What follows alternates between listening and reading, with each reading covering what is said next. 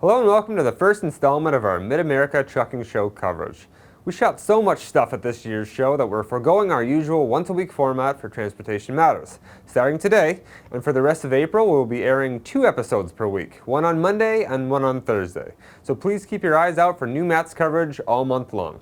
With that, we go to our first segment, an interview with Navistar International's always charismatic and often controversial Jim Hebe, Senior Vice President of North American Sales Operations. Enjoy. One of the things that's really interesting is, and a lot of people at this show are really bullish about 2011. 2010 is what we're not quite so sure about. What are your thoughts on 2010? What can we see in this marketplace? Well, I think we've said all along, 2010 is going to be the year of 2 years. There's going to be the first 6 months that, it's like being in euphoria. It's back to kind of normal levels of orders and production. And then, frankly, I think the second half of the year is going to be pretty slow. If we looked at our medium-duty business has continued to be strong, both in order intake and in terms of retail deliveries. Our heavy truck on-highway business is it looks pretty spotty toward the second half of the year. And I think until our customers get oriented and freight rates, I think the big issue we're going to have to deal with in this industry is the readjustment of freight rates to a level that compensates or is able to accept the level of pricing that our customers are going to see post-2010 emissions. And then, of course, the severe service business, both in Canada and the U.S., not so much in Canada because you've kept your economy a lot, you've had a lot more constraint in your spending. But in the States, most of our local and state governments are having very difficult times from a revenue perspective. So our severe service business is going to be a little spotty toward the second half of the year as well. 2011 is pretty much a crapshoot. Clearly, I think freight is coming back.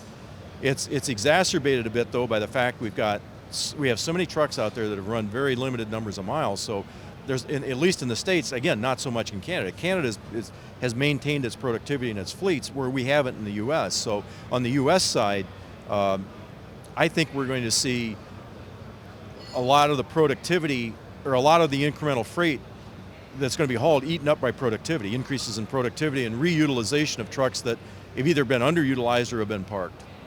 Now, usually during a recovery, one of the things that we see happening in the marketplace, at least for the on-highway business, is that you see the small fleets growing from 10 trucks to 20 trucks, the medium-sized fleets growing from 50 trucks to 75 trucks. One of the big questions this time around is the financing going to be there to see that kind of growth at that end of the market? What are your thoughts on that? Well, again, there's a major difference between the two countries. Canada and the financial community in Canada seems to be much better oriented to support the kind of traditional mid-fleet growth, small fleet growth that we've seen in the past. Not to the extent that we've seen it in the past, but Canada financially is in a much better shape to support that kind of indigenous growth than we are in the U.S. The U.S., I'm afraid that the historical pattern of small fleets getting medium-sized and medium fleet size getting big, it's not going to happen this time. It's going to be dramatically constrained by availability of capital. And for the first time since I've been in this business, lending to the trucking community is going to be strictly on a balance sheet basis. It's not going to be who has good freight and who has a good story and who's historically been good. It's going to be balance sheet oriented, and that is going to dramatically limit the ability of small and medium-sized fleets to grow. Well, speaking to that, you made a very interesting announcement at your conference last night about refurbishing trucks and getting into that side of the business. Why do you think this is the right time? Why do you think this is the right program for that?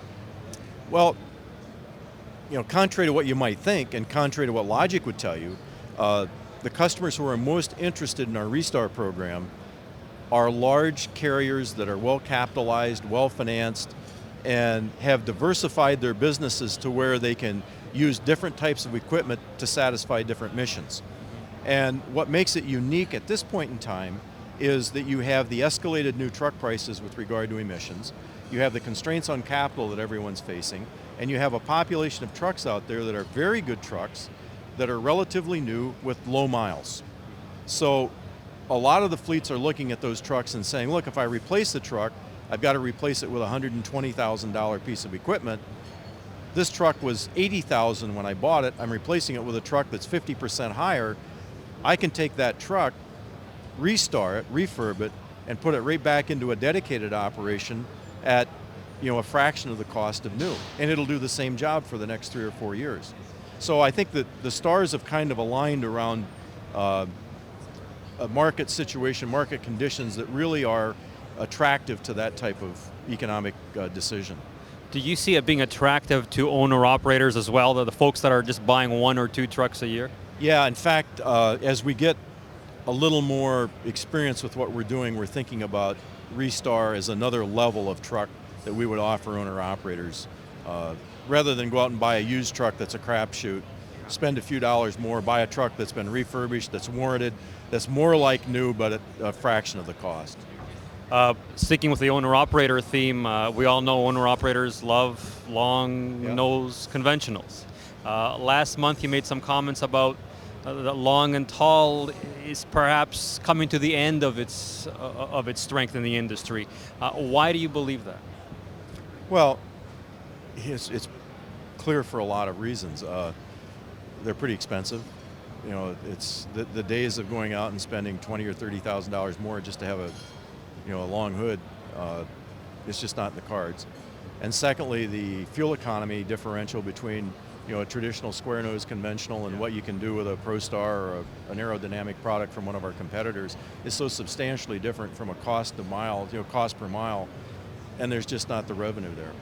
So we've got the Lone Star. We've certainly we've done a lot of work making sure the Lone Star is an aerodynamic, fuel efficient truck.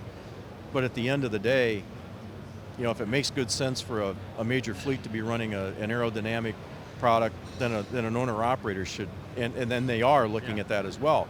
On the other side of that, what our challenge is and what we're working with, and you see it in ProStar Plus, is we're reconfiguring and working with our traditional aerodynamic product to make it even more attractive to an owner-operator so that he's going to be successful running the same product the fleets are, but it has some of the more amenities that are more an owner-operator likes. Like, we're taking the Lone Star, the entire Lone Star interior package, and we're putting it in a ProStar. So it doesn't matter whether he buys a Lone Star or a ProStar, he's going to have the same interior amenities that he would regardless of what he bought. We've heard a lot in the past year about EGR versus SCR. Could you comment on how you feel about the quality of the debate that we've seen? Are customers really getting the information they truly need to make informed decisions? Oh, I think that from the very beginning, from the initial stages to today, there's been a lot of hype and a lot of discussion and some hyperbole, and perhaps the level of information available wasn't very well communicated. To that, and don't get me wrong, I'm not going to be critical, but I really don't think that in North America the trucking press community did a particularly good job of really investigating what are the in-depth stories behind this. There's science behind each technology. I don't think there was a real lot of kind of in-depth reporting done on what's the true facts and what is just. I think it became what was this guy's point of view and what was this guy's point of view, and it became this, let's have a fight in the publications and draw more advertising and more readership, and not a lot of, I think, fact was really presented. So I think that perhaps all of us on all sides let the industry down a bit on what the facts are. You'll hear us now. We're not talking a lot about EGR versus SCR. The ball game's over. There's 2 technologies out there. The battle is going to be won and lost now on the performance of the product, and we're frankly tired of talking about it. We've done what we said we were going to do. We've certified our engines to 2010. We're going to start delivering 2010 engines as we promised we would at the time frames we would. They're delivering the performance we said they were, and we'll just let our customers decide which technology they want. We're done talking about it. Well, as you said, you're done talking about the debate between EGR versus SCR, but you're in an interesting space in the market. You're a market leader, but you have clearly a different technology from everyone else. Looking to the end of the year, where do you think you will end up in terms of market share? Do you see the possibility of perhaps even gaining market share with the technology that you offer?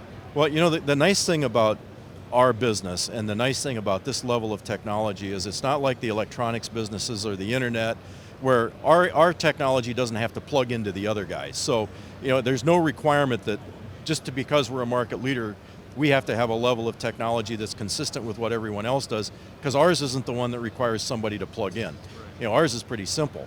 So I think that that has allowed us to step out and say, we don't have to be like everyone else. And I think now it's becoming clear that there was valid science behind the decision we made. And I know it's hard for a lot of our competitors to believe that we actually had some proprietary technology that other people didn't. And it's starting to show, and as I said, it is what it is, and we'll let it go. I think that what we're seeing, in fact, I had 3 breakfasts this morning, which I didn't need, with 3 different fleets, all of which were believed that they were sold on SCR. They're not anymore. They're coming to us and saying, one of them said, look, I'd like to try 50. Let's put 50 out there, and they bought 300. They want to buy 50 of something of ours. That's fine. And I would tell you 6 months ago, they had no interest. We have another customer that told us 6 months ago there's no way they'd buy EGR. They just bought several hundred. So I think what we're starting to see is